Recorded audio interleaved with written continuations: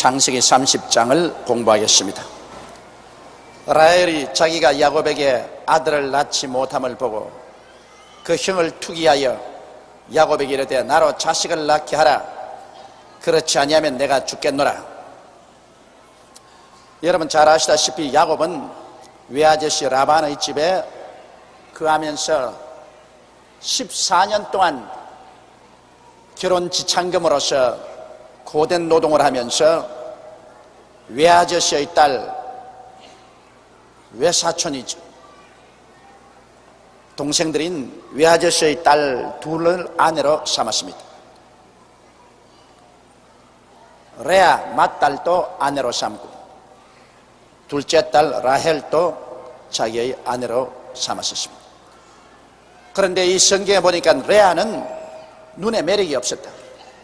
그 언니된 레아는 눈이 평범하고 매력이 없었는데 라헬은 굉장히 눈이 크고 눈이 이글이글하고 매력이 많았다.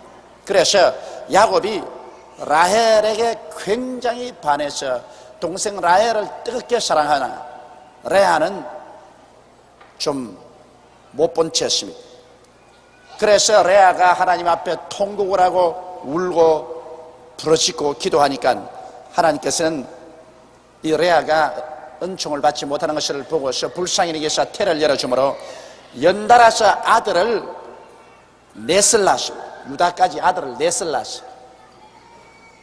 그런데 라헬은 인물은 절세이지만은 미인이지만 아들을 못 낳고 옛날 오늘날 또 우리 동양에는 그렇지만 옛날 저 이스라엘은 더 그랬습니다. 여인이 시집가서 아들을 못 낳으면 저주를 받았다 그렇게 합니다. 모든 사람이 저주받은 여자다 그렇게 생각했습니다. 그러니 뭐 죽을 징입니다. 언니는 아들을 너희나 낳았는데 동생인 라헬은 남편에게 총애를 받으면서도 아들을 낳지 못했습니다. 그래서 이 두 사람 사이에 무서운 질투의 불길이 타게 되었습니다. 이 하나님께서 신명기에 보면은 언니와 동생을 함께 아내로 삼지 말라. 그러면 서로가 시기한다고 말했습니다. 근데 이때는 벌써 율법을 주기 전에 일이었기 때문에 두 여형제가 한 남편을 섬기면서 살았기 때문에 그들 가운데 일어난 질투의 불길은 어마어마했었습니다. 여러분, 이 세상에서 가장 무서운 것이 이 질투입니다. 투기하는 마음이 생기면 그때는 눈에 아무것도 안 보입니다. 무슨 일이든지 저지를 수 있습니다. 사람을 투기나게 하지 말아야 됩니다. 한 형제간에 부모가 자식을 기를 때도 편애하면은 사랑을 받지 못하는 형제들이 무섭게 투기합니다. 그래서 야곱의 12형제 중에 나중에 보면 야곱이 특별히 늦게 낳은 요셉을 사랑하니까 형제들이 투기해서 요셉을 잡아서 종으로 팔아서 보내버린 것을 알 수 있는 것입니다. 투기심이라는 것은 굉장히 무섭습니다. 이러므로 절대로 투기심이 일어나지 않도록 모든 일을 조심해서 해야 됩니다. 그런데 아내를 둘이를 데리고 사니까 어떻게 둘이를 똑같이 공평하게 사랑할 수가 있나요? 이 모슬렘 교회에서는 한 남자가 네 여자를 거느릴 수가 있다. 그러나 이 네 여자를 거느리는 조건으로서는 네 여자를 똑같이 사랑해 줘야 된다 그렇게 말합니다. 사람이 마음이 하나인데 어떻게 너희를 똑같이 사랑해 줘요? 그 중에 더 크게 사랑하는 사람도 있고 좀 덜 사랑하는 사람도 있지 어떻게 똑같이 사랑할 수 있겠습니까? 그러므로 모슬렘 교회에서는 그것이 잘못된 것입니다. 그런데 이 야곱이 레아와 라헬 둘을 똑같이 사랑할 수가 없고 또 레아는 아들을 너희나 낳았으니까 아무래도 자식이 생기면 그 아버지의 마음도 자식에게로 굉장히 끌려가는 것입니다. 왜냐하면 남편과 아내는 법적으로 만났기 때문에 돌아서면 남이 되지만은 자식은 남편에게도 핏줄이고 아내에게도 핏줄입니다. 자식이 딱 핏줄이 돼서 잡고 있으면 부부간에 여간 사이가 소원해져도 그 자식의 핏줄 때문에 끌려옵니다. 제가 30년을 목회하면서 보니까 자식이 없이 이혼한 사람은 도로 합쳐지지가 않아요. 그런데 자식이 있고 이혼한 사람은 10년이 지나고 20년이 지나고 난 다음에도 도로 합치더라고요. 그런데 희한한 것 봤습니다. 그러면 자식이 아버지에게 갔다가 어머니에게 갔다가 아버지에게 왔다가 어머니에게 왔다가, 그래 아버지는 너 어머니 가지 마라 가만 안 둔다 그러고, 또 어머니는 또 아버지가 가지 마라 해도 안 간다 하면서 왔다가 갔다가 왔다가 갔다가 해가지고, 그래가 둘을 갖다 딱 묶어버립니다. 자식이 있으면은 별 도리 없이 자식이 사랑해 줄 사람의 줄이 됩니다. 사랑해 줄 사람의 줄로 묶이면 좀처럼 끊어지지 않습니다. 근데 자식이 없으면, 사람이 부부간이라는 것은 서로 법적으로 만났기 때문에 어떻게 마음이 식어지면 그건 법적으로 돌아서면 남이 되어버리고 말인 것입니다. 이래서 레아는 인물이 못났지만은 아들을 너희나 낳아줬으니까 그 아들에게 끌려가지고서 아버지가 점점 이제는 레아에게로 기울어집니다. 라헬은 아주 눈이 이글이글하고 아주 인물이 좋고 매력이 있었지만은, 그러나 실제 결혼해서 살아보면 매력 있는 것은 얼마 안 가서 큰 효과 없어요. 연애할 때 효과가 있지, 처음 결혼할 때 굉장히 효과가 있지, 실제로 살면은 누가 제일 매력이 있느냐? 음식을 잘 만드는 사람이 제일 매력이 있습니다. 나는 그거 정말 옛날 우리 아버님이 제게 그런 말씀을 하셔요. 저희 아버님께서 남자의 사랑은 위장에서 나온다. 내가 그때 굉장히 우습게 생각했습니다. 아버님이 농담을 하시는 것이지 남자의 사랑이 어떻게 위장에서 나오나. 아버님이 여러 번 그런 말씀을 하셔요. 그 아내가 음식을 잘해가지고서 밥상에 맛있는 음식이 올라와야지, 그래야 애정이 넘친다 그래서, 아버지는 애정이 뭔지 몰라서 저러시는가 보다. 애정이란 참 마음에서 나오는 것이지 무슨 위장에서 애정이 나오나. 그런데 내가 지금까지 살아보니까 그 말이, 아버님 말이 맞았어. 음식을 맛있게 하면은 사랑이 그리 가요. 그러나 음식이 솜씨가 없으면 제 아무리 라헬 같이 눈이 이글이글해도 소용이 없어요. 음식이 맛있어야지. 아침 먹고 점심 먹고 저녁 먹는데 음식을 잘 만들면 이물보다도 음식 잘 만드는 것이 훨씬 낫다고요. 오래 같이 사는 데는. 그저 간단히 처음 연애하는 데는 인물이 좋지만은, 그러나 오래 사는 데는 마음 좋고 음식 솜씨 좋고 그리고 아들 쑥쑥 잘 놓으면 그건 뭐 별 도리 없습니다. 그리 끌려갑니다. 그래서 경쟁에서 이제 레아가 이기기 시작합니다.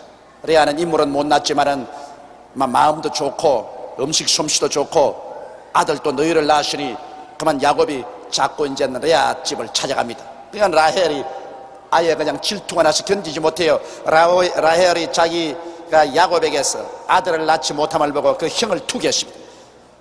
이제는 형을 보니 아들 너희가 엄마하고 돌아다니고 아들이 와서 그냥 아버지를 내리 끌고 엄마에게로 끌고 가고 하니까 이거 막 못 견디겠거든. 그래서 야곱에게 이르되 나로 자식을 낳게 하라. 그렇지 않으면 내가 죽겠노라. 이 문자로 써서 그렇지 실제로야 어떻게 했습니까?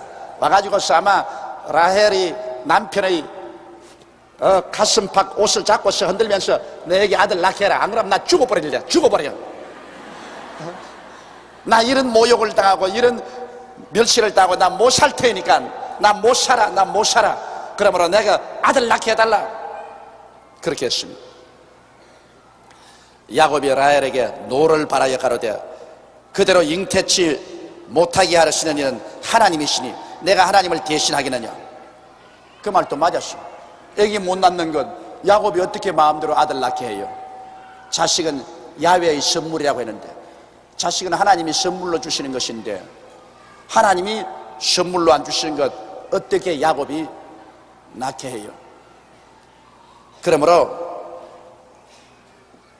야곱이 대단히 라헬을 괘씸하게 여겼습니다. 하나님 못 낳게 하는데 어떻게 내가 너를 낳겠냐? 내가 되면 너를 멸시해서 아기를 못 낳게 하느냐? 그런 것입니다. 그러니까 이제 보십시오. 시기와 질투라는 것은 인간의 상상할 수 없는 일을 저지릅니다. 이제 라헬이 정 시기와 질투가 마음에 불타니까 자기는 억지 수단이라도 자식을 가져야 되겠다. 그래서 비합법적인 억지 수단을 쓰기 시작하는 것입니다. 라헬이 가로되 나의 여종 빌라에게로 들어가라. 자기가 시집 올 때 아버지가 준 여종이 있었는데 그 나의 여종 빌라에게로 들어가라. 그가 아들을 낳아 내 무릎에 두르면 그러면 나도 그를 인하여 자식을 얻겠노라. 이 얼마나 고집을 부렸겠습니까? 나는 자식이 없으니 내 종 빌라에게로 들어가서 내게 자식 낳아달라. 난 직접 내가 자식을 못 낳으면 내 종을 통해서라도 내 자식을 얻어서 내 무릎에 얹겠으니까 자식을 낳아달라. 그런데 부전자진이란 말이 있습니다. 여러분, 이 절대 가정적인 전통은 무시하지 못해요. 가문이라는 것은 반드시 봐야 되는 것은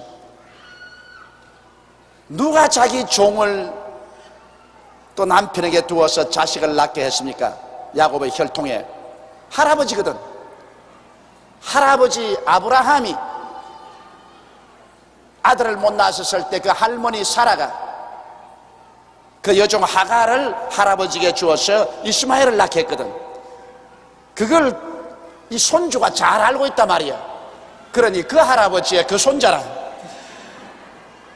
그런 일이 없었으면 딱 고집을 부릴 것인데 할아버지도 그랬는데 내가 못 구할 건 뭐 있어? 내가 뭐 할아버지가 더 위대하냐? 우리 할아버지는 위대한 하나님의 종이요 하나님의 친구였는데 할아버지도 뭐 우리 할머니 여종 데려다가 이스마엘 낳았는데 뭐 내 할아버지보다 못한 놈이니까 그 못할 리가 있나? 이거 여러분, 가문의 전통이라는 것은 굉장히 무섭습니다. 할아버지가 한 일 아버지가 쉽게 하게 되고 아버지가 한 일 그 아들이 쉽게 하게 되는 것입니다. 그렇기 때문에 자식을 장가 보내거나 시집 보낼 때 가문을 보아야 된다는 이유는 그게 있습니다. 이 뼈가 말을 합니다. 이 성경에도 보면은 그 사실이 여기에 뚜렷이 있지 않습니까? 아무리 라헬이 요구를 하더라도 일격에 부인해버리면 그건 괜찮아요. 안 그럴 수도 있어요. 그러나 그의 잠재의식 속에 우리 할아버지 그렇게 하는 걸 내가 보았기 때문에 뭐 괜찮은가 보다. 난 뭐 할아버지가 낳은 자식이냐? 그래서 그런 빌라를 또 첩으로 받아들인 것입니다.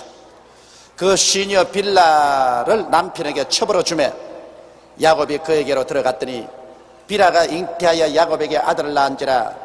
라헬이 가로되 하나님이 내 억울함을 푸시려고 내 소리를 들어서 내게 아들을 주셨다고 이로 인하여 그 이름을 단이라 하였더라.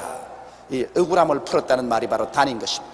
그래서 라헬이 자기 여종 빌라를 야곱에게 주어서 아들을 낳았으니 그 아들의 이름이 단입니다. 자기 여종을 통해서 낳은 아들을 라헬이 품에 안고 이제 나는 원통함을 풀었다. 나도 자식이 있다. 그리고 굉장히 그 라헬이 마음에 위로를 받았습니다. 그러나 훗날에 보면은 여러분, 이 단 지파가 우상을 숭배해서 하나님을 버리고 동방으로 따라가다가 사라져버리고 말았습니다. 단 지파가 사라졌어요. 이 정상적인 사고방식에서 낳은 자식이 아니었기 때문에 그 무언가 그 지파에 삐뚤어짐이 있어서 나중에 이 단 지파는 우상을 섬기고 이스라엘 가운데서 사라진 지파 중에 하나인 것입니다. 또 라헬이 가로되 내가 라헬의 시녀 빌하가 다시 잉태하여 둘째 아들을 야곱에게 낳으며 라헬이 가로되 내가 형과 크게 경쟁하여 이겼다고 그 이름을 납달리라고 하더라. 납달리란 말은 경쟁한다는 말인 것입니다. 그래서 자기의 여종을 통해서 라헬이 아들 둘을 연속적으로 낳았습니다. 그래서 이제는 막 이기양양합니다. 이 보십시오. 사람이 시기와 질투가 들어오면 체면 볼 것 없습니다. 윤리와 도덕 볼 것 없습니다. 그냥 수단과 방법을 가르지 않고 시기와 질투를 하면 복수를 하려고 하는 것입니다. 시기와 질투라는 것, 이거 굉장히 무서운 것입니다. 여러분, 그렇기 때문에 우리가 시기와 질투를 반드시 크리스찬은 이 마음속에서 제거해야만 되는 것입니다. 그 9절에 보면 이제 레아 차례입니다. 레아가 자기의 생산일 멈춘 것을 보고 자, 레아가 자기는 아들 넣어놓고는 아들 못 낳는데 저쪽에서 자꾸 연달아서 하나 놓고 둘 낳고 하니까 이것도 시기가 생겼습니다. 이러다가 또 남편 또 뺏기겠다. 그래서 그도 동생이 시녀를 주는데 나도 못 줄 거는 뭐이냐. 그래서 그 시녀 실바를 취하여 야곱에게 주어 첩을 삼게 했더니 레아의 시녀 실바가 야곱에게 아들을 낳음에 레아가 가로되 복되도다 하고 그 이름을 가시라 하였으며, 가시라는 복이란 말인 것입니다. 그 여종이 또 아들을 낳았다. 레아의 시녀 실바가 둘째 아들을 야곱에게 낳음에 레아가 가로되 기쁘도다, 모든 딸들이 나를 기쁜 자라 하리로다 하고 그 이름을 아셀이라 하였더라. 그래서 레아와 라헬이 서로 시기하고 경쟁하는 바람에 그 여종들까지 첩으로 야곱에게 주어서 아들은 수없이 낳기 시작합니다. 결국에는 이래서 12아들이 나왔고 이 12아들이 이스라엘의 12지파가 된 것입니다. 사람은 잘못해서 이런 결과를 냈지만, 그러나 하나님은 인간의 잘못을 오히려 합동해서 선을 이루도록 만드시는 것입니다. 이것이 하나님의 그 넓고 크신 마음인 것입니다. 하나님을 사랑하는 자 곧 그 뜻대로 부르심을 입은 자들에게는 모든 것이 합동하여 선을 이룬다고. 결국 인간의 잘못이 하나님의 손길로 말미암아 선하게 만들어요. 야곱이 두 아내와 두 첩을 통해서 12아들을 낳았는데 이것은 어느 면으로 보나 그 레아와 라헬의 시기와 질투 때문에 이루어진 한 연극인데, 그러나 하나님은 오히려 그것을 변화시켜서 12아들을 통해서 이스라엘이라는 하나님을 경외하는 선민을 만드는 기초석을 삼은 것입니다. 12지파가 바로 이 12아들에게서 나온 것입니다. 14절에 보면 맥추 때 루벤, 즉 레아의 맏아들입니다. 맥추 때 보리 빌 때 루벤이 나가서 들에서 합 한 채를 얻어 어미 레아에게 드렸더니 라헬이 레아에게 이르되 형의 아들의 합 한 채를 청구하느라. 이 합 한 채라는 것은 우리 한국에서는 어떤 것인지 모르겠어요. 그러나 이스라엘에서는 이 무슨 그 미신이 있느냐면 합 한 채를 먹으면 아들을 낳는다는 미신이 있습니다. 그래서 들에 가서 아들 못 낳는 사람은 합 한 채, 꼭 도마도 비슷한 열매인데 그 합 한 채를 구해서 먹으면 아들을 낳는다. 근데 이 합 한 채가 좀처럼 귀하고 많질 않아요. 그런데 아이 보리 벨 때쯤 돼가지고서 루벤이 어디 갔든지 합 한 채 하나를 구해가지고서 집에 가져와서 자기 어머니 레아에게 주니까 라헬이 어린애기를 못 낳았지 않습니까? 그러니까 어찌한지 자기도 아기를 낳아보고 싶어서 언니에게 나가셔서 말했습니다. 레아에게 이르되 형의 아들 합 한 채를 내게 좀 다오. 그러니까 레아가 그에게 이르되 내가 내 남편을 빼앗은 것이 작은 일이냐? 그런데 내가 내 아들의 합 한 채도 빼앗고자 하느냐? 어림도 없는 소리 하지 마라. 너 인물 좋다고 해서 우리 남편 빼앗은 것도 내 마음에 상처가 깊은데, 그래 이 합 한 채조차도 네가 가져 먹겠다고 어림없는 소리 하지 마라. 안 준다. 라헬이 가로되 그러면 형의 아들의 합 한 채 대신에 오늘 밤에 내 남편이 형과 동침하리라 하니라. 남편하고 합 한 채하고 바꿨습니다. 남편이 요사이는 또 자기에게 아주 좋게 해서 자기와 함께 동거하고 있는데 그 합 한 채 주면은 오늘 우리 남편 너에게 언니에게 빌려주겠다. 그래서 합 한 채를 남편 하루씩 빌려주는 것을 조건으로 해서 자기가 얻어서 먹었습니다. 그럼 합 한 채가 정말 효과가 있는지 없는지 모르겠지만은 그때 그 전통으로서는 합 한 채를 먹으면 아들을 낳는다, 그런 말이 있었습니다. 16절에 저물 때 야곱이 들에서 돌아오매 레아가 나와서 그를 영접하며 이르되 내게로 들어오라. 내가 내 아들의 합 한 채로 당신을 샀노라. 그 밤에 야곱이 그와 동침하였더라. 야곱이 바쁘게 됐어. 레아에게 끌려갔다가 라헬에게 끌려갔다가 레아의 종에게 끌려갔다가 라헬의 종에게 끌려갔다가 얼마나 정신적으로 번잡하고 바쁘겠습니까? 그리고 아마 그 야곱의 몸에는 성한 데가 없을 거예요. 꽃에 피어가지고서. 내 여자에게 꽃이 피었었으니 뭐 어디 성한 데가 있겠습니까? 평안히 일생을 살 수 있는 야곱이 굉장한 아마 정신적인 시련을 겪었을 것입니다. 그래서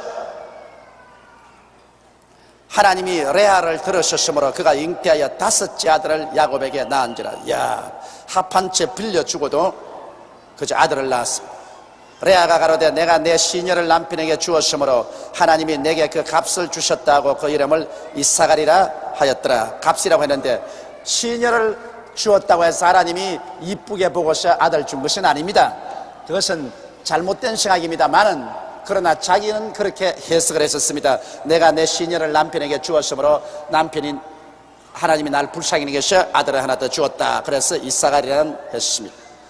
그리고 레아가 다시 잉태하여 6째 아들을 야곱에게 낳은지라. 레아가 가로되 하나님이 내게 후한 선물을 주시도다.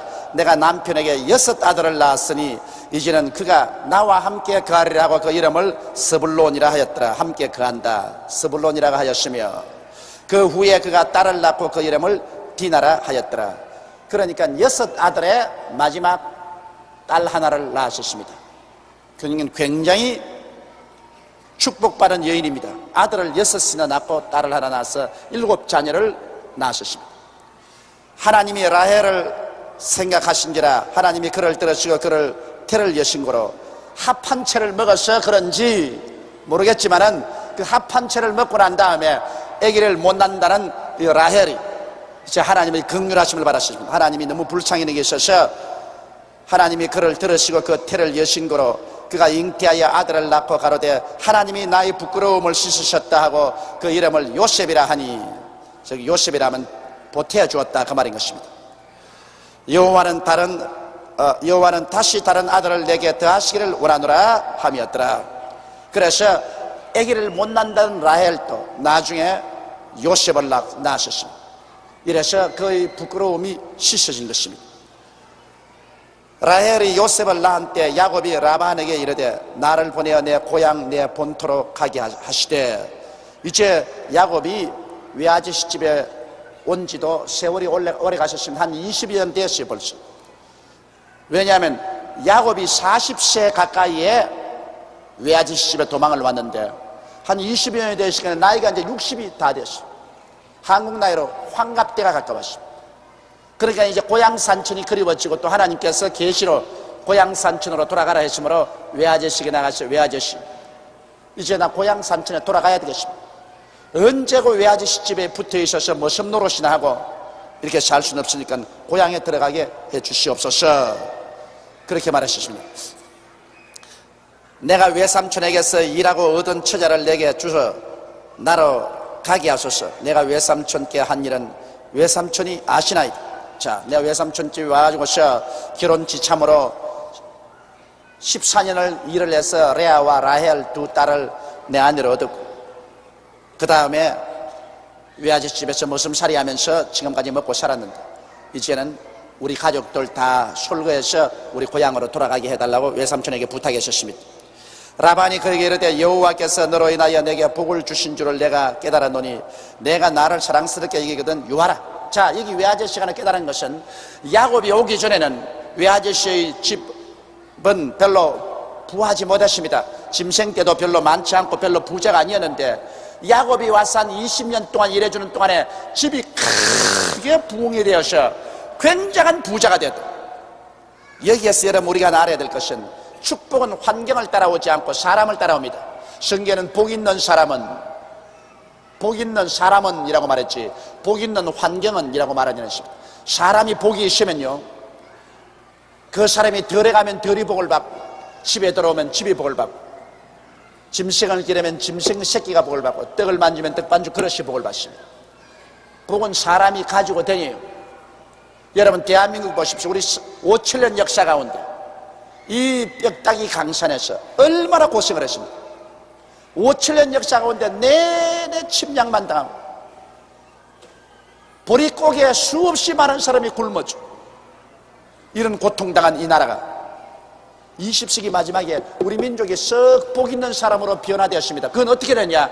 예수 그리스도의 복음을 듣고 하나님 백성이 되어서 우리 민족의 30% 가까운 1천만이 넘는 사람이 예수를 믿고 하나님을 경외하게 되니 복 있는 사람이 된 것입니다. 여러분 이 세상에 예수 믿고 하나님 섬기게 된 사람이 가장 복 있는 사람입니다. 왜냐하면 하나님이 복의 근원이시기 때문에 복의 근원이신 하나님을 알고 그 하나님을 믿는 사람이 복이 있는 사람입니다.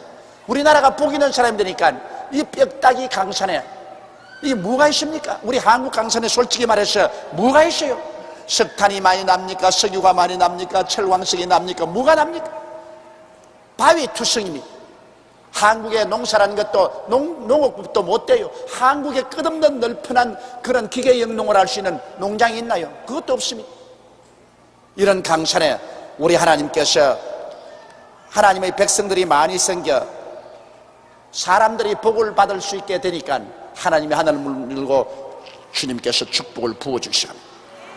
그래서 이 짧은 세월 동안에 우리 한국이 경제 개발을 시작해가지고서 70년대로부터 시작해서 80년대 이 불과 한 20년 만에 야곱이 20년 동안 외아지 시집에서 일한 것처럼 우리 한국도 불과 한 20년 만에 눈부신 경제 개발을 해서 오늘날 제24회 세계 올림픽 대회를 열 수 있는 정도까지 성장하고 발전한 것입니다.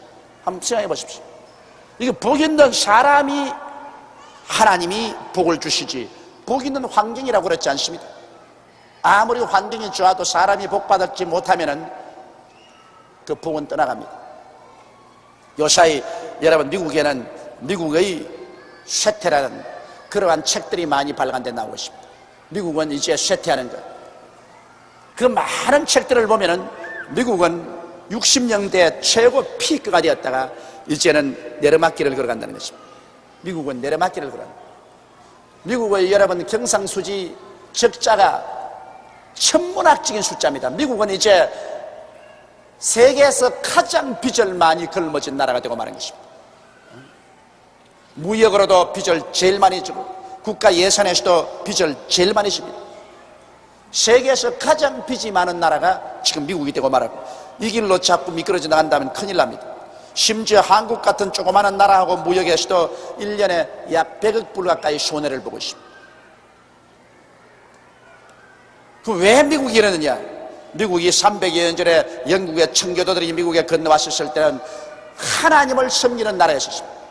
그 헌법조차도 하나님 중심으로 만들어졌습니다. 그래서 미국이 하나님을 섬기고 복 있는 백성이 되자 순식간에 300년 내내 지구상의 최대의 강한 나라가 됐습니다. 부유한 나라가 됐습니다. 그러나 잘 먹고 잘 입고 잘 살게 되니까 미국이 하나님을 버렸습니다. 미국이 하나님을 버리고 오늘날 여러분 전 세계에 걸쳐서 미국이 이혼율이 제일 많고 미국의 에이즈 같은 그 성적인 타락으로 말미암아 무서운 병이 일대 유행을 하고 그리고 미국의 인본주의가 온 교육제도나 정치제도 속에 다 들어와서 인본주의 중심으로 쓰고 미국 교회는 급전직하로 타락하기 시작하고 미국 사람들은 하나님을 떠나고 있습니다. 신속한 속도로 하나님을 떠나고 있습니다. 미국이 하나님을 향해서 등을 돌리니까 점점 복의 근원에서 멀어집니다. 복의 근원에서 멀어지니까 미국은 여러 가지 세계적으로 어려운 문제를 많이 겪게 되고 오늘날 경제적인 난국에도 처해 있는 것입니다. 이러므로 여러분 복 있는 사람은 하나님께서 그를 통해서 복을 주시는 것입니다. 이렇기 때문에 사람 잘 만나야 돼요. 이 세상에서 사람 잘 만나는 것보다 더 중요한 것이 없습니다. 사람을 잘못 만나면 일생을 그냥 박살나는 거예요. 결혼도 그래요. 남편을 잘 만나면은 일생에 그렇게 행복할 수가 없습니다만 잘못 만날 바에는 결혼 안 하는 게 좋다고. 내가 최근에 결혼 카운셀링을 할 때 그렇게 했습니다. 옛날에는 그런 카운셀링 안 했는데 아주 공부도 많이 하고 대학 교수로 있으면서 경제력도 좋고 자신이 만만한 여자인데 이제 결혼을 해야 되겠다. 어떻게 할까? 그래 내가 말한 것이 절대로 성급하게 하지 마라. 어떤 상대인지 상대를 해서 교제를 오래오래 해보고 신앙이 있고 사람이 마음이 착실하고 올바른 남자인지 아닌지 알아보고 정말 훌륭한 인격자가 될 수 있다는 그런 가능성이 있으면 결혼하지. 그 이외에는 결혼 안 하는 것이 좋다. 결혼해서 훌륭한 남편을 만나면 굉장히 행복하겠지만 결혼해서 잘못된 남자 만나면 천배 만배로 불행하다. 지금 사는 것보다 천배 만배로 불행하다. 그냥 생지옥이 된다. 그럴 바에야 당신 경제력도 있고 당당히 살아갈 수 있으니 혼자 사는 것이 훨씬 편하지 뭘 그렇게 쉽사리 결혼하려고 하느냐. 옛날에는 배가 고파서 시집을 갔다. 그래가 남편에게 발길로 차이고 쥐어 박히고 하면서도 눈물을 뚝뚝뚝 흘리면서 그 밥 좀 얻어 먹으려고. 실제로 그랬습니다. 그렇게 얻어맞고 해도 배가 고파서 집을 못 떠났어. 배가 고파서. 그거 바로 내가 목회하는 우리 세대에서 바로 그랬다고요. 그랬는데 이제야 여성들도 여러분 나가서 활동하면 밥 먹어요. 밥 먹어. 그렇기 때문에 여자도 시집 갈 때 남편 아주 복바른 사람 구하려고 애를 써야 되고, 남편도 또 그렇습니다. 기분에 내킨다고 아무나 그냥 턱 때리다가 마누라 갖다 놨다가 박살나는 사람 많습니다. 아예 그냥 불여우를 갖다 놓으면 별 도리 없이 자기 인생이 박살이 난다고요. 아마 남편 못 만나서 고생하는 것보다도 부인 잘못 만나서 고생하는 것이 더 많을는지도 모릅니다. 이러기 때문에 남녀간에 사람을 잘 만나야 돼. 사람 잘 만나야 돼. 이 외아저씨 라반은 그것을 알았다. 자기가 야곱이 오기 전에는 아무런 복이 없었는데 야곱이 오고 난 다음부터는 하는 일마다 막 복이 돼. 하는 일마다 자꾸 일이 잘 때 그냥 아주 김이 무럭무럭 일어나는 것 같아. 모든 것이 막 부흥이 되기 시작해요. 뭔지 모르게 전부 그냥 우길성천하는 그러한 일이 생겨요. 그래서 외아저씨가 어찌한지 야곱을 붙잡아 놓아야 되겠다 그렇게 생각합니다. 그래서 라반이 그에게 이르되 여호와께서 너로 인하여 내게 복 주신 줄을 내가 깨달았다. 내가 나를 사랑스럽게 여기거든 유하라. 또 가로되 내 품삯을 정하라. 내가 그것을 주리라. 이 외아저씨가 얼마나 깍쟁이였습니까? 그래 20년을 자기 조카를 부려먹는데 14년은 7년은 맏딸 주고 공짜로 부려먹고 또 7년은 둘째 딸 주고 공짜로 부려먹고 그 다음에 맏딸 둘째 주고 난 다음에 14년 후에도 그 6년 동안을 공짜로 부려먹었다. 월급을 안 주고 부려먹었다. 그러니 어지간한 깍쟁이에게 걸렸어요. 그래서 이제 야곱이 집을 떠나서 자기 고향으로 가겠다 하니까 비로소 이제 말하기를 이제 월급 주겠다. 이제는 또 가로되 내 품삯을 정하라. 내가 그것을 주리라. 이제 월급을 줄 테니까 이제 월급 받고서 돈벌이 하기 위해서 내게 거하라. 그렇게 말하셨습니다. 야곱이 그에게 이르되 내가 어떻게 외삼촌을 섬겼는지 어떻게 외삼촌의 짐승을 쳤는지 외삼촌이 아시나이다. 내가 오기 전에는 외삼촌의 소유가 적더니 번성하여 때를 이루었나이다. 나의 공력을 따라 여호와께서 외삼촌에게 복을 주셨나이다. 그러나 나는 어느 때 내 집을 세우리까. 그 야곱이 보면 성격상 많은 변화가 왔습니다. 야곱이 옛날에는 아주 꾀가 많고 사기성이 많았는데 외아저씨 집에 와가지고서 많은 인격적인 변화가 왔습니다. 그래서 굉장히 성실한 사람이 됐습니다. 눈이 오나 비가 오나 더우나 추우나 그런 열심으로 외아저씨 집의 짐승떼들을 잘 돌봐주었습니다. 그래서 외아저씨 집 짐승떼가 늘어지고 큰 부자가 됐는데, 자, 외아저씨는 이렇게 잘 살게 됐는데 나는 여태까지 이제 나이 60이 되도록 아직 나는 내 집도 이루지 못하고 내 재산이라는 건 아무것도 없다. 나는 언제 내 재산 한 미천 해가지고서 고향으로 돌아가리까. 라반이 가로되 내게 무엇으로 내게 주랴. 이제 둘이가 이제 흥정을 합니다. 야곱이 가로되 이제 야곱이 외삼촌이 얼마나 무지무지한 깍쟁이인 줄 알기 때문에 외삼촌이 절대로 뒤로 물러설 수 없는 그러한 약속을 합니다. 물론 야곱은 하나님께서 야곱에게 그런 지혜를 주셨습니다. 야곱이 가로되 외삼촌께서 아무것도 내게 주실 것이 아니라 나를 위하여 이 일을 행하시면 내가 다시 외삼촌의 양떼를 먹이고 지키리이다. 오늘 내가 외삼촌의 양떼로 두루다니며 그 양 중에 아롱진 자와 점 있는 자와 검은 자를 가리어내며 염소 중에 점 있는 자와 아롱진 자를 가리어내리니 이 같은 것이 나면 나의 삭시 되리라. 후일에 외삼촌께서 오셔서 내 품삯을 조사하실 때 나의 의가 나의 표정이 되리라. 내게 혹시 염소 중 아롱지지 아니한 자나 점이 없는 자나 양 중 검지 아니한 자가 있거든 다 도둑질한 것으로 인정하소서. 이 말은 무슨 말이냐면 자, 내 월급을 달리 정할 것이 아니라 내가 외아저씨 양을 치는데, 양과 염소를 치는데 그 중에 얼룩덜룩이 양이나 얼룩덜룩이 염소란 외아저씨가 다 거두어 가지고서 다른 데로 옮겨버리십시오. 나는 양떼도 순수한 색깔의 양떼, 염소도 순수한 색깔의 염소를 기르겠는데, 그들이 새끼를 낳을 때 얼룩덜룩이를 낳으면 얼룩덜룩이는 그건 내 월급으로 만들어줍니다. 순수한 색깔이 나오면은 그건 전부 외아저씨 것이고, 내가 기르는 양이나 염소 중에서 얼룩덜룩이가 나오면 얼룩덜룩이는 나의 월급으로 외아저씨가 치소서. 그 아주 외아저씨 듣기에는 굉장히 귀가 솔깃한 말입니다. 왜냐하면 여러분 보세요. 아주 흰 양들과 흰 염소들이 얼룩덜룩 새끼를 낳기는 낳겠지만 그렇게 많이 낳을 확률은 없거든. 그러므로 모든 얼룩덜룩이는 다 옮겨버리고 순수한 흰 색깔의 양떼와 염소떼만 내가 돌볼 테니까 그들이 얼룩덜룩이 새끼를 낳는 것은 내 월급으로 정해주소서. 라반이 가만히 들으니까 계약치고는 참 좋은 계약이라. 그렇지, 뭐 순수한 색깔이 얼룩덜룩이 새끼를 낳아도 몇 마리 낳겠노. 그래서 라반이 가로되 내가 내 말대로 하리라. 그렇게 이제 둘이 약속을 따겠습니다. 그날에 그가 수염소 중 얼룩무늬 있는 자와 점 있는 자를 가리고, 암염소 중 흰 바탕에 아롱진 자와 점 있는 자를 가리고, 양 중에 검은 자들을 가려 자기 아들들의 손에 붙이고 자기와 야곱의 사이를 사흘길이 떼게 하였고, 야곱은 라반의 남은 양떼를 치지라. 그래, 얼룩덜룩이를 다 거두어 가지고서 사흘길을 걸어간 거리로 옮겨서 라반이 자기 아들들에게 그것은 다 맡겨놓고, 그 다음 순수한 색깔은 야곱에게 맡겨놓았습니다. 그런데 여러분, 사람의 힘과 능으로는 할 수 없으되 하나님이 하는 일이 생깁니다. 이것이 우리가 하나님께 배워야 돼요. 하나님이 축복을 해주시면 사람으로는 할 수 없을 때 하나님은 할 수 있다고. 야곱은 순수한 색깔의 짐승떼를 기르면서 거대한 얼룩덜룩이를 낳게 하는 하나님의 비결을 배웠었습니다. 왜냐하면 하나님께서 야곱을 축복해 주실 것을 야곱은 알고 있기 때문에 야곱은 하나님의 축복을 받는 마음의 그릇을 준비를 했습니다.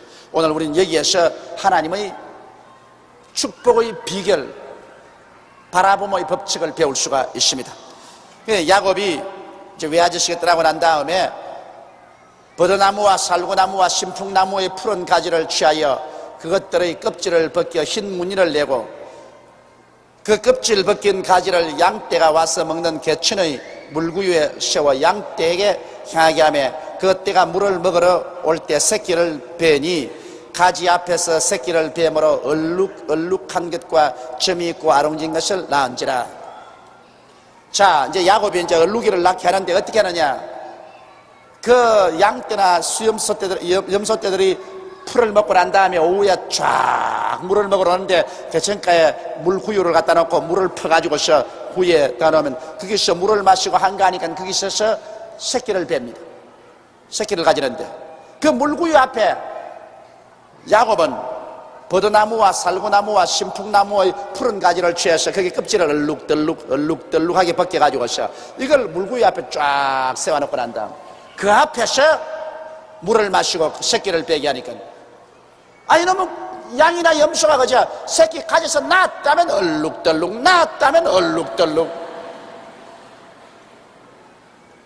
여러분, 이 하나님의 법칙을 모르면 이거 기막힌 말입니다. 법칙을 모르면 세상에 미신도 유분수가 있지, 무슨 성경에 이런 미신이 있느냐, 무슨 양과 염소가 새끼 가지는데 눈앞에 얼룩덜룩이 나무가지 갖다 놨다 해서 그거 보고 야 우리 얼룩덜룩이 낳자, 그래 얼룩덜룩 그렇게 낳는 법이 어디 있냐. 그 미신 아니야. 그런데 여러분, 이것은 미신이 아니라 바로 그 나무 가지를 깎아서 얼룩덜룩 해가지고서 갖다 놓는 것은, 실제 야곱은 자기 생각으로 염소떼와 양떼들이 그걸 보고 얼룩덜룩이를 나는 줄 알았는데, 야곱은 하나님이 그렇게 하라고 하신 것은 염소떼나 양떼가 그거 보라고 한 것이 아니라 야곱 보라고 그렇게 한 것입니다. 야곱의 마음속에 바라봄의 법칙을 사용하도록 만들어 주신 것입니다. 사람이라는 것은 희한합니다. 사람의 마음의 그릇은 자기가 바라보는 곳에 마음이 끌려가고 바라보는 것이 마음에 끌려옵니다. 그래서 그 마음을 점령하게 되면 그를 따라서 믿게 되는 것입니다. 여러분, 아담과 하와가 선악과를 따먹는 것도 어떻게 했습니까? 마귀가 바라봄의 법칙을 사용했습니다. 매일같이 선악과 나무 밑에 와서 선악과 나무 열매를 쳐다보고 있었습니다. 그래서 성경은 말하기를 하와가 그 선악과 나무를 보니 먹음직하고 부함직하고 지혜를 없게 탐스럽게 보였습니다. 선악과 나무를 쳐다보고 있었습니다. 그래서 하루 쳐다보고 이틀 쳐다보고 사흘 쳐다보니까 그만 그가 그리로 끌려가고 그가 그에게 끌려와서 손을 내서 먹어버리고 마는 것입니다. 이 사람은 환경에 굉장한 지배를 받습니다. 맹자 삼천지도라는 것도 여러분 아시죠? 맹모 삼천지도. 자기의 맹자를 교육하기 위해서 이사를 세번했다. 사람이 무엇을 끊임없이 바라보느냐, 그 바라보는 것이 그 생각을 점령하게 되고, 그 생각을 점령하게 되면 그 생각이 바로 운명을 변화시키는 그릇이 되는 것입니다. 하나님이 온갖 구하는 것이나 생각하는 것에 넘치도록 능하겠다고 말한 것입니다. 그러므로 생각을 변화시킨다는 것은 굉장히 중요합니다. 여러분, 우리의 생각이 늘 나는 못한다, 나는 안 된다, 나는 할 수 없다, 나는 망한다는 부정적인 생각으로 꽉 들어차고 부정적인 환경에 꽉 들어차 있습니다. 부정적인 것을 보고 부정적인 것을 듣고 부정적인 가운데 있으면 그 마음의 생각이 부정적인 것으로 꽉 들어차면 그 생활 전체는 그저 마귀가 와서 마음대로 도역질하고 죽이고 멸망시키는 부정적인 일을 할 수 있는 그릇이 됩니다. 그런 부정적인 생각이 꽉 들어차면 하나님이 사용할 수가 없어요. 여러분 보세요. 예수님께서 베세다 광야에 나갔었을 때 남자만 5,000명, 부여자 기몇 명이 말씀을 듣고 배가 고파 허덕일 때 여기에 빌립하고 안드레가 있는데 뭐가 달랐습니까? 빌립도 안드레도 똑같이 예수님의 제자요, 똑같이 광야에 있었고 똑같이 낭패로운 환경에 있었습니다. 그런데 주님께서 빌립에게 저들에게 먹을 것을 주라고 했을 때 빌립은 생각이 잘못됐습니다. 빌립은 먹을 것을 줄 수 없다는 생각으로 꽉 들어섰습니다. 빌립은 먹을 것을 줄 수 없다는 생각이 꽉 들었습니다. 그래서 빌립은 생각하기를 이것은 때가 너무 늦었고 사람은 너무 많고 돈은 없고 빵 살 곳도 없다, 못 먹인다. 그래서 예수께 나와서 주여, 이들에게 먹일 수가 없으니 흩어서 동리로 보내어서 각자 음식을 구하게 하소서. 빌립은 먹일 수 없다고 그 생각이 드니까 예수님이 빌립을 사용할 수 없어요. 하나님 우리 생각을 통해서 우리를 사용하시니까. 그런데 안드레는 먹일 수 있다고 생각을 했습니다. 주님께서 말씀하셨으므로 먹일 수 있다고 생각했기 때문에 그는 뭘 먹을 그 이유를 찾았습니다. 군중에 돌아다니면서 어린아이의 점심 도시락에서 보리떡 5개와 물고기 2마리를 가지고 와서 그 형편없이 조그마한 거 아닙니까? 부끄럽지만은 주님, 보리떡 5개와 물고기 2마리를 가지고 왔으니 이걸 가지고 주님께서 뭘 어떻게 좀 할 수 있지 않겠습니까? 안드레는 생각이 빌립보다 달랐습니다. 그는 어떻게 되었든 하나님의 능력으로 먹일 수 있을 테니까 먹여보자고 작정했습니다. 할 수 있다, 하면 된다, 해보자고 달라드는 것입니다. 그 결과로 빌립은 생각이 틀렸기 때문에 하나님이 물리치시고 예수님이 쓸 수 없었으나 안드레는 생각이 올바랐기 때문에 안드레를 데려다가 안드레의 그 생각과 믿음을 통해서 하나님이 역사하시며 오병이어로 5,000명을 먹이고 12바구니 남게 하신 것입니다. 이 생각이라는 것은 굉장히 중요해요. 이스라엘 12정탐꾼이 가나안 땅에 들어가서 40일 동안 정탐하고 내려와서 이스라엘에게 보고할 때 10사람 뭐라고 했습니까? 우리가 간 정탐한 땅은 산은 높고 골은 깊고 성벽은 높고 그곳에 사는 안악자손은 네피림의 후에 안악자손이 사는데 대장부라 우리 스스로 비교하니까 우리는 여치새끼 같더라. 우리 들어가면 우리 처자가 사로잡힌다. 완전히 부정적으로 생각했습니다. 그 생각을 듣고 모든 백성이 다 부정적이 돼가지고서 우리는 들어가면 다 사로잡힌다고 통곡을 하고 울 때 오직 여호수아와 갈렙은 들어가서 아니야, 저들의 보호자는 저들을 떠났고 저들은 우리의 밥이라, 우리 들어가서 차지하자.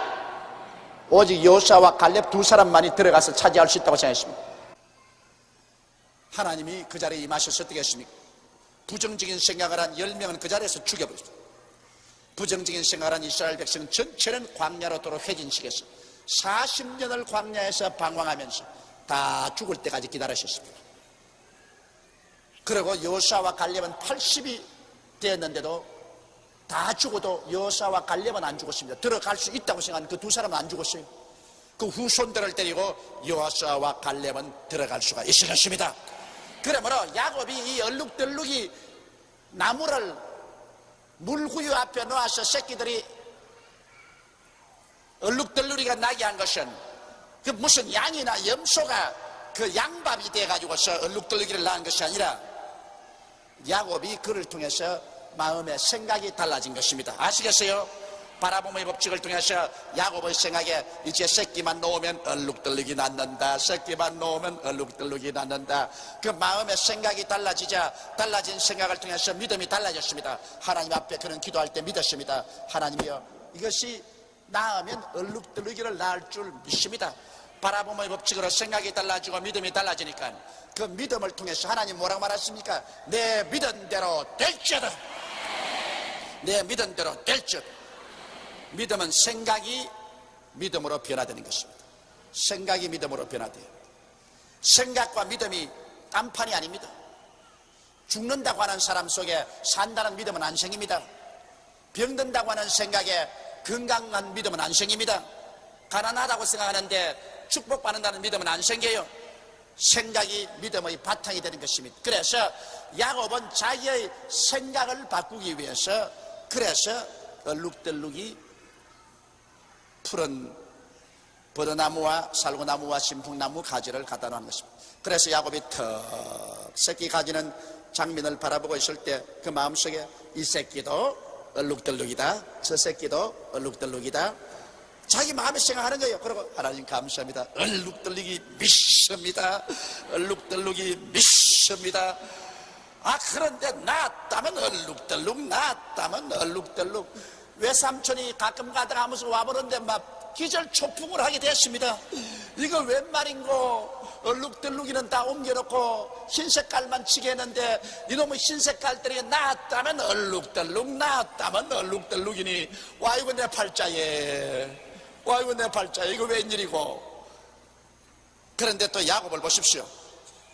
야곱이 새끼 양을 구분하고 그 얼룩무늬와 검은빛 있는 것으로 라반의 양과 서로 대하게 하며 자기 양을 따로 두어 라반의 양과 섞이지 않겠다.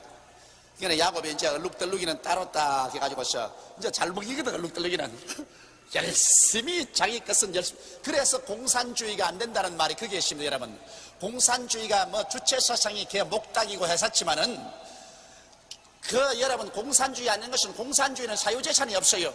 공산주의는 다 함께 일해가지고서 다 함께 나누어 먹는 것입니다.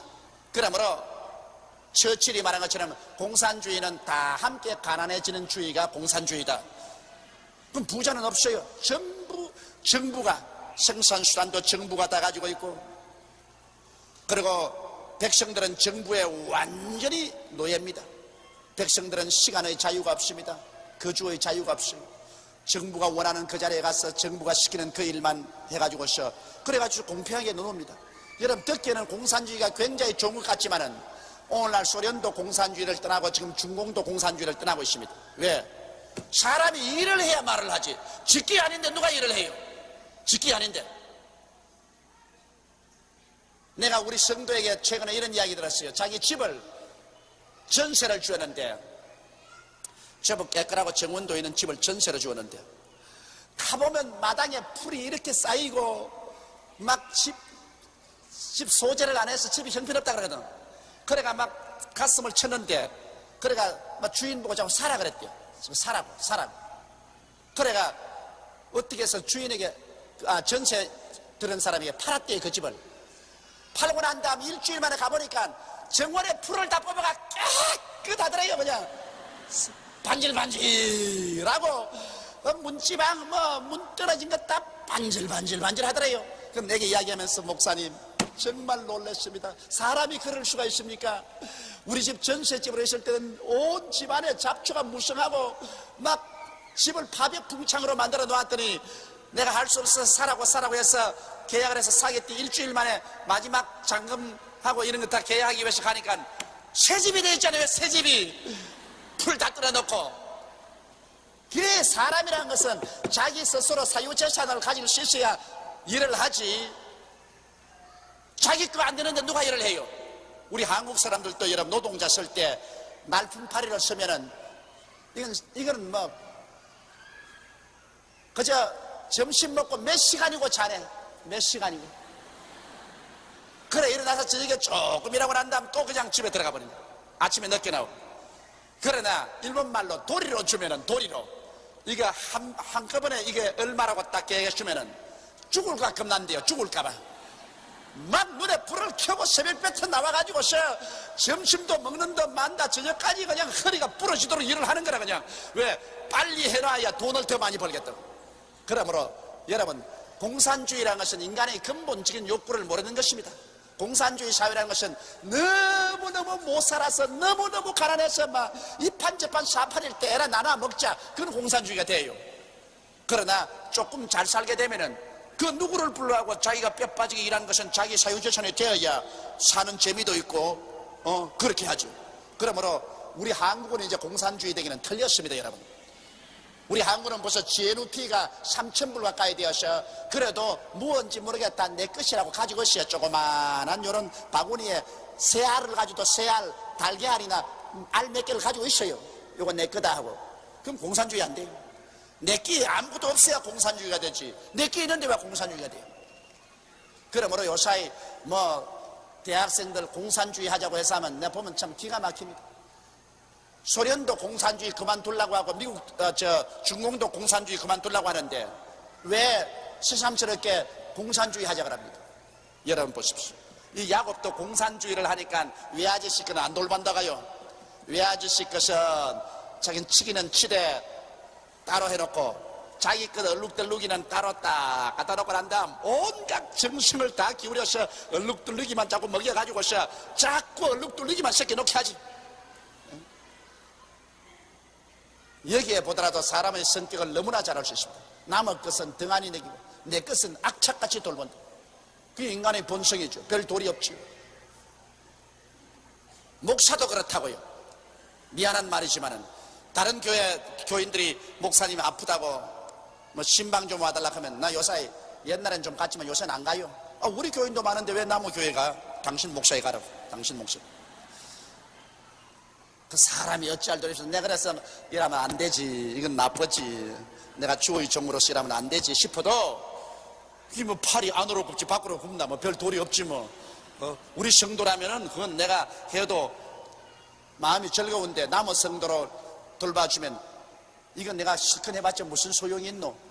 남의 좋은 일만 하는 건 아니냐? 그런 잘못된 생각이 생겨요. 목사는 그런 생각 하지 말아야 되는데 아직 내가 인간이 덜 돼서 그런 생각이 납니다만 이제 예수님 오실 때쯤 되면 나도 바른 사람이 될 줄 믿습니다. 41절에 보면 실한 양이 섞이 뵐 때는 야곱이 곁에다가 양떼 눈앞에 그 가지를 또 양으로 그 가지 곁에서 새끼를 베게 하고. 자 보십시오. 실한 둑실둑실한 실한 양과 염소가 새끼를 놓으면 얼른 갖다 가지 딱 갖다 나와요. 얼른 갖다가. 그러고 난 다음에 바라봄의 법칙으로 얼룩뜨기를 놓게 하고, 약한 양이면 그 가지를 두지 않으니 비들비들하고 시들시들한 양이 새끼 가지면 그 치워버려요. 왜냐하면 시들시들한 새끼 나오면 곤란하니까. 이러므로 약한 자는 라반의 것이 되고 실한 자는 야곱의 것이 된지라. 이에 그 사람이 심히 풍부하여 양떼와 노비와 약떼와 나귀가 많았더라. 자 보십시오. 그래서 이 사람이 나중에는 막 거대한 부자가 됐어요. 그건 왜냐? 바라봄의 법칙인 것입니다. 이 바라봄의 법칙이란 대단히 중요합니다. 여러분, 사람이 생각이 어떠하면 그 인간도 그러하다고요. 우리 바라봄의 법칙을 잘못 사용하면 그 사람 뼈 빠지게 일을 해도 그 일함으로 말미암아서만이 반드시 대가가 나오는 것은 아닙니다. 내가 올바른 바라봄의 법칙을 사용해야 되는 것입니다. 그런데 야곱은 여기에 버르나무, 살구나무, 단풍나무, 신풍나무의 푸른 가지를 취해서 놓았지만은 여러분, 오늘날 우리 시대는 다른 나무가 있습니다. 그 다른 나무가 뭔지 압니까? 27년 전에 십자가에 올라가서 피를 흘린 갈보리 십자가 나무가 있습니다. 갈보리 십자가 나무도 얼룩덜룩이 나무예요. 예수 그리스도의 피로서 얼룩덜룩해졌습니다. 갈보리 십자가 나무는 예수 그리스도의 십자가의 보혈로 얼룩덜룩 되었지만은 이 갈보리 예수 그리스도의 십자가의 나무를 우리가 얹어 놓으면 큰 변화가 일어나는 것입니다. 죄를 지은 사람은 갈보리 십자가에서 예수님이 우리 죄를 대신해서 피를 흘려서 그 십자가의 나무를 피로 얼룩지게 했습니다. 그러므로 어떠한 죄를 지은 사람이나 남녀노소 빈부 귀천을 불구하고 예수님 앞에 나와서 죄를 회개하고 그 십자가의 피 흘린 얼룩덜룩이를 바라보고 기도를 하면 모두 다 죄가 용서 안 받고 마는 것입니다. 그 모든 과거와 현재의 죄가 다 용서를 받고 하나님 앞에 의롭다는 사람이 됩니다. 갈보리 십자가를 통하지 않고 죄사함을 받을 자 없어요. 죄 아무리 수양을 하고 도덕을 해도 인간의 수양과 도덕으로 여러분 죄 없이 되는 사람 이 세상에 아무도 없어요. 인간 스스로의 의로움이란 썩은 걸레 같아요. 오직 예수 그리스도의 십자가 얼룩덜룩의 그 피, 죄 없는 하나님의 아들 예수님이 오셔서 죄 있는 우리를 대신해서 십자가에 몸짓고 피를 흘려서 그 얼룩덜룩이 피로 물들게 한 갈보리 십자가, 그 십자가 앞에 나와서 예수 그리스도를 바라보고 기도할 때 우리의 죄는 깨끗이 용서를 받습니다. 그렇기 때문에 우리가 예수를 통하지 않고는 구원을 받을 수가 없어요. 세상에 종교가 많습니다. 종교 그 자체는 나쁘다고 할 수 없어요. 종교는 다 좋은 사람 되고 좋은 일 하려고 하는 것입니다. 좋은 사람 좋은 일 한다고 구원을 받는 것은 아닙니다. 여러분, 오직 우리의 그 끝없이 많은 죄를 용서 안 받는 일은 이것은 예수님의 십자가 보배로운 피밖에 없습니다. 이러므로 십자가의 피로서 얼룩진 그 나무를 우리가 바라보고 기도할 때 우리는 늘 용서를 받고 늘 의로움을 얻을 수가 있는 것입니다. 또한 예수님은 십자가에 얼룩진 그 보배로운 피를 통해서 하나님과 우리 사이에 화목을 가지고 왔었습니다. 하나님과 우리가 죄로 말미암아 원수가 되어서 여러분 부르짖어도 하나님은 대답하지 않습니다. 그러나 예수의 십자가의 그 얼룩진 보배로운 피를 통해서 하나님께 나아가서 기도하면 그 보배로운 피가 하나님과 우리 사이에 원수된 담을 다 흘러버린 것입니다. 그러므로 하나님께 기도할 때 언제나 십자가에 얼룩덜룩한 그 보혈을 가지고 나아가게 되시기를 주의 이름으로 축원합니다. 아버지여, 십자가에 못 박인 예수 그리스도의 보혈을 통해서 아버지께 나옵니다. 기도할 때 그 얼룩덜룩이가 모든 원수된 것을 제껴버리고 하나님과 화목하게 하고 그 증거로서 하나님의 성령으로 우리에게 충만하게 채워주시는 것입니다. 화목의 증거는 하나님의 성령인 것입니다. 하나님의 성령이 내 속에 충만해지는 것입니다. 여러분, 우리가 십자가 앞에 나와서 예수 그리스도의 얼룩덜룩이 보혈을 의지하고 기도를 할 때 효과가 있지, 십자가 보혈을 의지하지 않고 지 혼자 돌아다니면서 나는 하나님 믿는다, 십자가 보혈 없이 하나님 믿어봤자 아무것도 안 생겨요. 십자가 보혈을 의지하고 기도해야 용서받고, 십자가 보혈을 의지하고 기도해야 성령 받고, 그 다음 십자가 보혈을 의지하고 기도해야 병도 낫는 것입니다. 여러분, 몸이 병들어서 고생하는 사람, 예수께서 우리 연약을 친히 담당하시고 병을 짊어지고 가신 것을 믿고 그 십자가에 우리 병을 짊어지기 위해서 피를 흘리신 얼룩덜룩이 십자가를 바라보고서 주님께서 반드시 그 십자가를 통해서 병을 고쳐줄 것을 믿고서 얼룩덜룩이를 바라보고서 내가 기도를 하면 십자가의 보배로운 피의 능력으로 우리 병이 낫는 것입니다. 그리고 우리 생활의 저주도 그래요. 예수께서 십자가에 못 박여 피를 흘림으로 우리의 저주를 다 짊어지셨습니다. 그러니까서 우리를 위하여 저주를 받아서 율법의 저주에서 우리를 속량하였으니 이는 나무에 달린 자마다 저주 아래 있는 자라 하였음이라고 했습니다. 예수님께서 우리 인간의 모든 저주를 대신 짊어지고 십자가에 못 박여 얼룩덜룩 피를 물들이면서 죽으셨습니다. 십자가의 얼룩덜룩 예수의 보혈은 우리의 저주를 짊어진 증거입니다. 그러므로 우리가 예수 그리스도의 십자가를 바라보고 기도할 때 주여, 주님께서 십자가의 얼룩덜룩이 보혈을 통해서 우리의 저주를 다 짊어지므로 나는 이제 복받은 사람입니다. 나는 저주받은 사람이 아닙니다. 나는 할 수 있습니다. 하면 됩니다. 나는 할 것입니다. 나는 믿습니다. 나는 잘 살 수 있습니다. 믿어야 돼요. 십자가의 보혈을 통해서 믿을 수 있습니다. 소도 언덕이 있어야 문지른다고. 우리가 잘 살 수 있는 이유가 있어야 돼요. 복받을 수 있는 이유가 있어야 돼요. 그 이유가 예수님이 십자가에서 우리 저주를 짊어져 주셨기 때문에 우리는 복받고 살 수 있는 이유가 있습니다. 그러므로 기도할 때 십자가에 저주를 짊어지신 얼룩덜룩이 십자가를 바라보고서 우리가 기도를 해야 되는 것입니다. 그리고 우리가 영생 부활 성천하는 것, 우리 사람들은 다 죽는 것은 정한이 죽고 난 다음에 심판을 받습니다. 무엇이라고 말해도 사람은 한번 죽어요. 죽고 난 다음에는 심판받아요. 하나님 앞에서 심판받아요. 예수의 보혈을 의지하고 용서받은 사람은 구원을 받아 천국에 가고 용서받지 못한 사람은 지 별난 재주가 있어도 지옥으로 가요. 저는 30년 동안 복음을 전개하면서 날로 내 마음속에 확신이 두터워지는 것은 예수 믿으면 구원받고 예수 믿지 않으면 영원히 버림받아 불과 여왕으로 타는 못에 빠진다는 것입니다. 여러분 손톱 밑에 가시 하나 들어가도 밤새도록 아프고 괴로운데 불과 여왕으로 타는 못에 떨어져 당할 그 고통을 한번 생각해 보십시오. 그것은 보통 괴로움이 아닙니다. 그런 일이 있을 수가 없다고. 여러분 우리가 주인입니까? 우리를 만드신 하나님이 그렇다고 하는데 어떻게 우리 스스로가 그런 일이 있다 없다 할 수 있습니까?